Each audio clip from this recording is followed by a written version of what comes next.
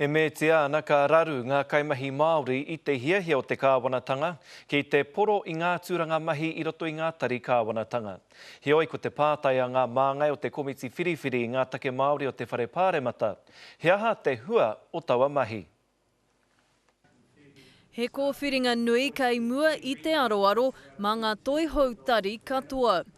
Tērā hoki te ani pā ka riro mā ngā hapori iti te taumaha nui e pīkau. I'd be seriously pissed off to take a bit of picture. We are looking at what form of regional presence we need. I'm actually just asking about Taitawhera. Well, I'd have to give the same answer to all of our regional officers at the moment. I tēnei wā e toru rau ono te kau ngā kaimahi kei te puni kōkiri. E rima te kau o ērā ka poroa ā rātau tūranga. Kei te pātai ngā mema o te komiti, I nā he hua ka whai mai. There is a general attack on agencies whose job it is to provide services to communities who need it the most. They are the ones that are being cut back, whether it's the police, TPK, DOC, education, health. That's the biggest worry, I think, that the public should have at the moment. Ka tahi te manatū aurere e whakapuaki I tōna hiahia ki te whakakore I te tari kaupapa Māori.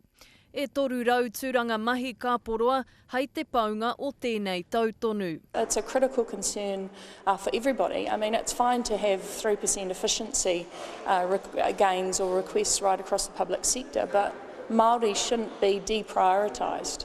Engari tērā te whakaaro ka mate atu he tūranga, ara mai anō he tūranga. I think Māori are in a good position, not only with TPK, but also with, you've got the Iwi Leadership Forum and other organisations out there offering advice to the government as well. You know, we have to make decisions every day about what our priority should be, whether we do this, whether we do that, how much we invest, and that's what you would expect of us. Heoi anō ko te kōrero kei ngā ngutu, me mā taki mai ki tēnei wāhanga. I nā he tapahi nui anō kei te haere ake. Jasmine Pearson, Te Karere.